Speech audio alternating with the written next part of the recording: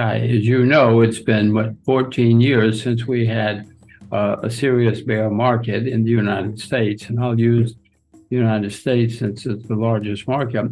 And that has never happened in American history. We've never had such a long period without serious economic and financial problems. So whatever is happening, we're getting towards the end. We see some of the signs.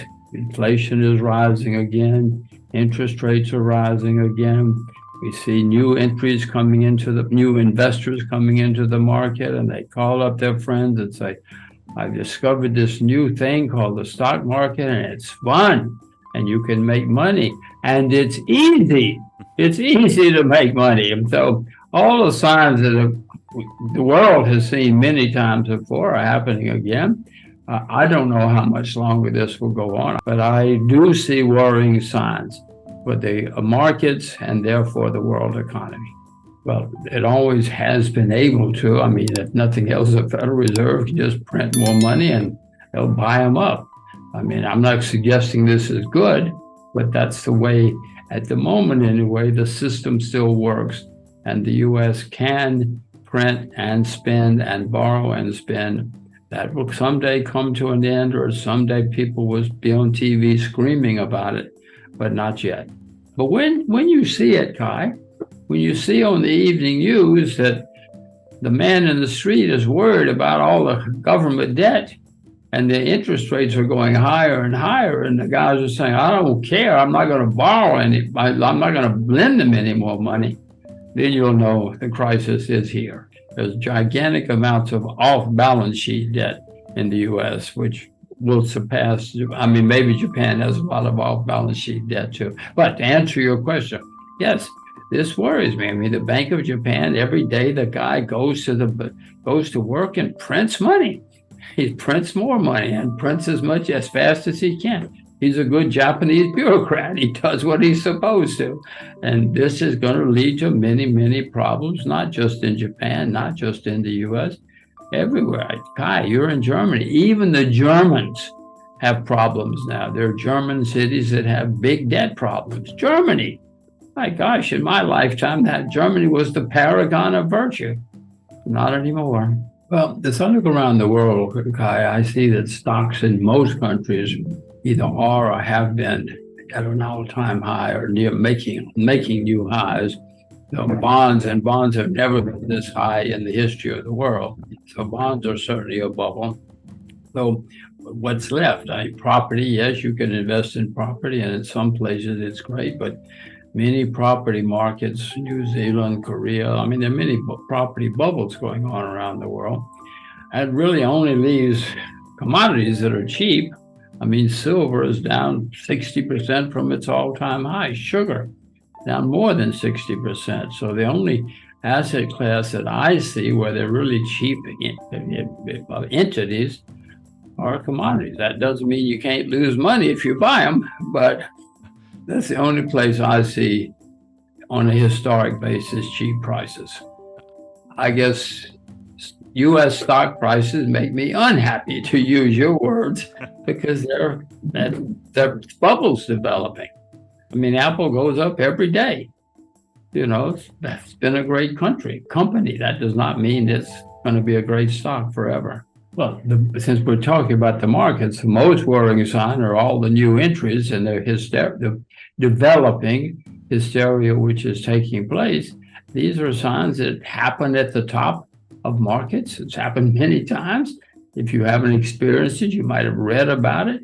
And that's what's worrying me probably the most, because markets can go up and down and do all sorts of strange things. But eventually, it's the investors who call the tune.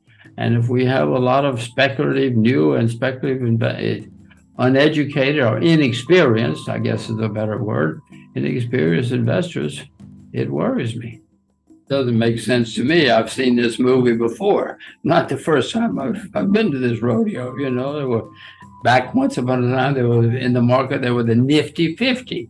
And the wisdom was, you buy these 50 companies, you don't ever have to worry about the stocks. Just buy them and forget them.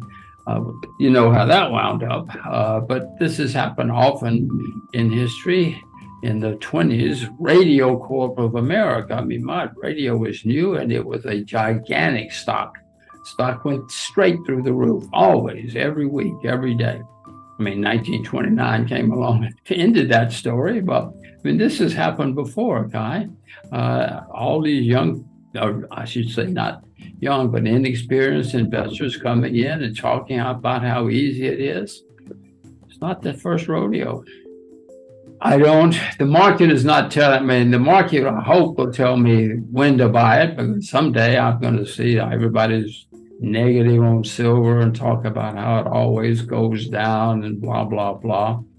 If that happens, the market will tell me to buy. But silver is used in solar energy, as you well know, and in many other things. I'm not sure when I will buy or what the catalyst will be. I just hope I'm smart enough to buy it before it skyrockets again. Well, the most important information for any investor is don't listen to the TV, don't listen to the radio or the newspaper. Just invest only in what you yourself know a lot about. Now, and everybody watching this knows a lot about something, whether it's cars or fashion or something. And that's where you become a successful investor. Stay with what you know. But people will tell you, Kai, but that's boring.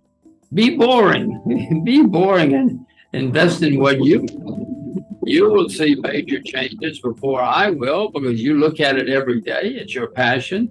And that's how you become a successful investor. Don't listen to hot tips. A very strong word of advice is, Kai, everybody wants to be rich this week. Me too. But don't listen to hot tips. Jim Rogers gives a candid and cautionary reflection on the current state of financial markets. He starts by highlighting a significant statistic. It's been 14 years since the last serious bear market in the United States, which is unprecedented in American history. This sets the stage for a discussion about the signs pointing towards an imminent downturn. Jim Rogers notes the resurgence of inflation and rising interest rates as key indicators. There's a concern about new, inexperienced investors entering the market, driven by excitement rather than knowledge. This influx often precedes market peaks, historically leading to speculative bubbles. And then Jim delves into broader economic issues, such as government debt levels and the potential consequences of excessive money printing. The speaker draws parallels to historical market collapses like the Nifty 50 in the 1970s and the 1929 crash, cautioning against complacency amidst market exuberance. He identifies commodities as possibly the only undervalued asset class, contrasting with overinflated stock and bond markets. The emphasis on investor education and staying within one's expertise emerges as a key takeaway, advice grounded in experience and skepticism towards media-driven hype. Overall, Jim Rogers provides a sobering perspective on the current market euphoria, suggesting a potential downturn looms on the horizon due to unsustainable market conditions and speculative behavior.